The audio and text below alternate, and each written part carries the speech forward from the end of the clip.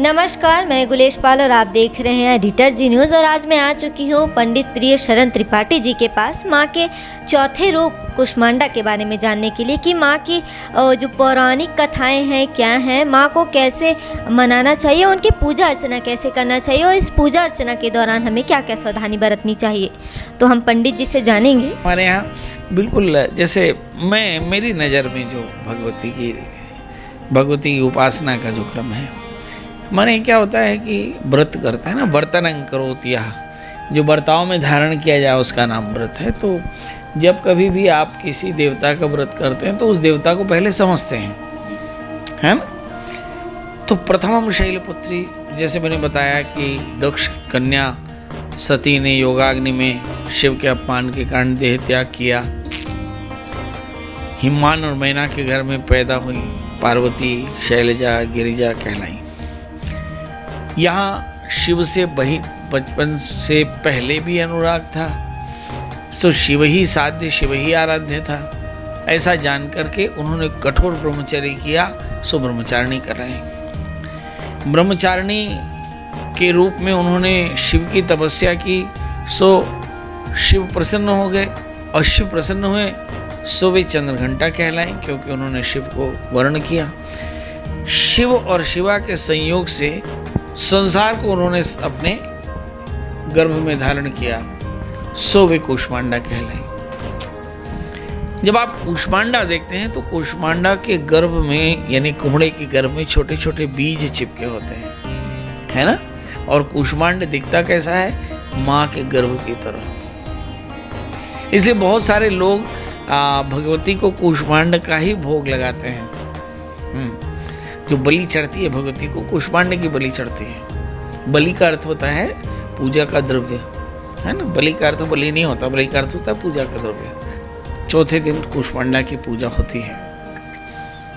ये कुष्मांडा क्या है कि जिसने संसार को योनि में धारण किया, सो मां कुष्मांडा कहलाई। धारणा क्या होती, बोला मातृ स्वरूप या देवी सर्वभूतेषु मातृ रूपेण संस्थिता, क्योंकि कुष्मांडा के रूप में तो उसने तुम्हें योनि में धारण किया, सो माँ कहलाई, जगत जननी कहलाई, सारे जगत को धारण किया और सो भगवती कहलाई। भगम योनिम सृष्टिम धारित, जिसने अपनी योनि में सृष्टि को धारण किया उसका नाम भगवती है।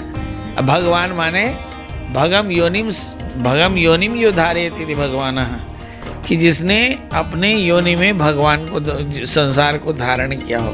तो अच्छा ये बताइए कि भगवान का या भगवती का लिंग क्या हुआ। क्या भगवती का लिंग तो स्त्रीलिंग हुआ, भगवान का लिंग तो पुल्लिंग हुआ, पर क्या भगवान गर्भ धारण करते हैं? तो हम कैसे बोलते हैं, त्वमेव महता च पिता त्वमेव, है ना। तो यहाँ पर जो भगवान है वह उभयलिंगी है। और क्या लिखा सर्वं खलु इदं ब्रह्म, वही स्त्री रूप में है, वही पुरुष रूप में है, वही ब्रह्म है, वही माया है। समझ में आ गया।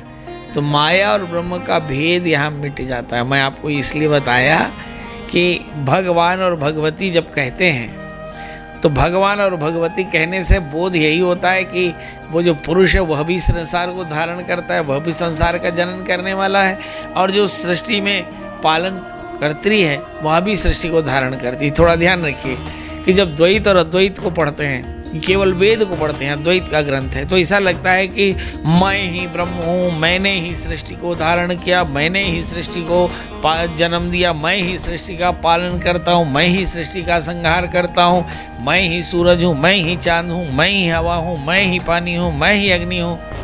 लो भगवान, है ना। और यही बात मत्स्य पुराण में दिखता है कि यही सब बातें दुर्गा कहती है ना। इसका मतलब क्या हुआ कि ब्रह्म के 3 गुण हैं, पालन सृजन संहरण। ध्यान से सुनना, पालन सृजन संहरण। तो जो सृजन है यह गुण भी ब्रह्म का है, और पालन सृजन संहरण यही 3 गुण प्रकृति के हैं, तो माया के भी यही 3 गुण हैं। समझ में आया। तो जब भगवान की पूजा करते हैं तो इन्हीं 3 गुणों के साथ भगवान की पूजा करते हैं, और जब माता की पूजा करते हैं तो इन्हीं 3 गुणों के साथ माता की पूजा करते हैं। कूष्मांडा का यह स्वरूप जगत जननी का है। माँ जो संसार को जनन करती है, ऐसी माँ जगत जननी का तो मातृ भाव से भगवती का पूजन करें और यही मंत्र पढ़ें, या देवी सर्वभूतेषु मातृरूपेण संस्था नमस्तस्यै नमस्तस्यै नमस्तस्यै नमो नमः। इस मंत्र से भगवती का आराधन होना चाहिए। ये भगवती का मातृ स्वरूप है। मूलाधार स्वादिष्ठान मणिपूरक अनाहत, और जो अब कूष्मांडा की पूजा है वह मूलाधार स्वादिष्ठान मणिपूरक अनाहत। अनाहत चक्र में भगवती का पूजन होता है।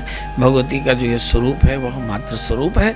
और इस दिन हम क्या भगवती को अर्पित करें, का ध्यान करिए कि सवेरे स्नान करके मैं आज कूष्मांडा की पूजा करूंगा या करूंगी, ऐसा संकल्प करके, है ना, सारे आस पूजा के स्थान को अच्छे से साफ करें। यदि जवारा बोया हो तो उसमें जल डालें, है ना, अखंड दीप हो तो ज्योत अच्छे से देखें, और फिर सारे फूलों को इकट्ठा करके जो चढ़ चुके निकाल करके, और फिर षोडशोपचार से गौरी गणेश कलश नवग्रह षोडश मातृका, और फिर दुर्गा के कूष्मांडा के रूप में पूजा करके, और भोग में कुमड़े से बनी चीज़ें, पेठे से बनी हुई चीज़ों का भोग लगावे, और फिर भगवती की स्तुति करे, रात्रि जागरण करे, पूजन आरती पुष्पांजलि करे, तो संसार का कल्याण होता है। अब ध्यान से सुनिए, यदि संतान चाहना हो तो भगवती के पहले रूप शैलपुत्री, दूसरे रूप ब्रह्मचारिणी, तीसरे रूप चंद्रघंटा, चौथा रूप कूष्मांडा और 5वें रूप स्कंद माता की पूजा करनी चाहिए।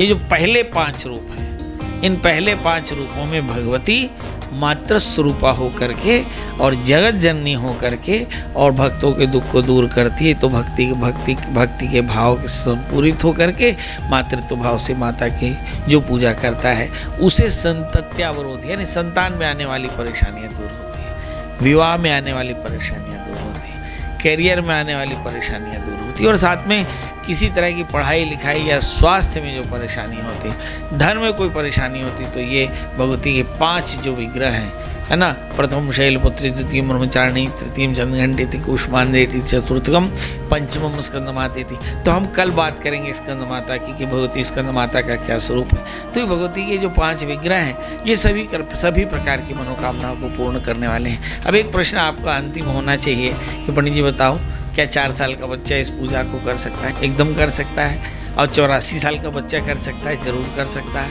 क्योंकि 4 साल की बच्चे की भी माँ होती है, 84 साल के बच्चे की भी माँ होती है ना। तो माता के मातृ स्वरूप में ये पूजा की जा सकती है। अब एक और प्रश्न होना चाहिए कि पंडित जी दुर्गा जी की पूजा थोड़ी कठिन है? का बिल्कुल नहीं।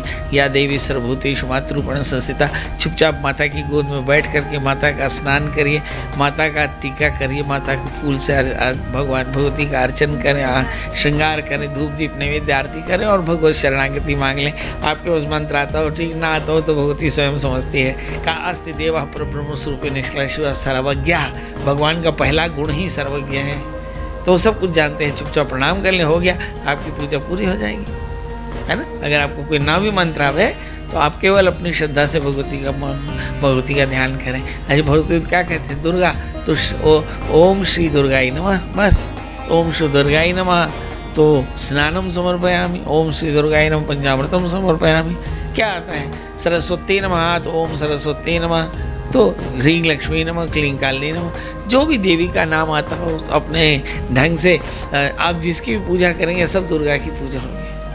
समझ आ गया कि हमारे यहाँ पे जितनी भी स्त्रियों का जो विग्रह, देवी विग्रह पैदा हुए वो सब भगवती के भ्रुकुटी तेज से पैदा हुए। इसलिए जितनी भी स्त्रियां हैं, जितनी भी स्त्री रूप में, चाहे देवियां हों चाहे लौकिक संसार में आप और बाकी कन्याएं, ये सब कन्या दुर्गा का स्वरूप है और इनके किसी एक की पूजा से भी दुर्गा की पूजा होती है। इसलिए खासकर इन दिनों में कन्या पूजन कराई जाती है। क्या लिखा कि स्त्रियां समस्ता तव भेदी तव देवी भेदा, कि जो सारी स्त्रियां हैं ये तुम्हारी तरह ही हैं और इनमें भी तुम्हारी तरह की सामर्थ्य है, इसीलिए इसी महाशक्ति का तो कोई भी इस तरह से अगर पूजा करे तो उसकी मनोकामना पूर्ण होती है। तो ये थी माँ के चौथे रूप की पूजा अर्चना की कैसे की जानी चाहिए, और हम कल माँ के 5वें रूप के बारे में बताएंगे आपको।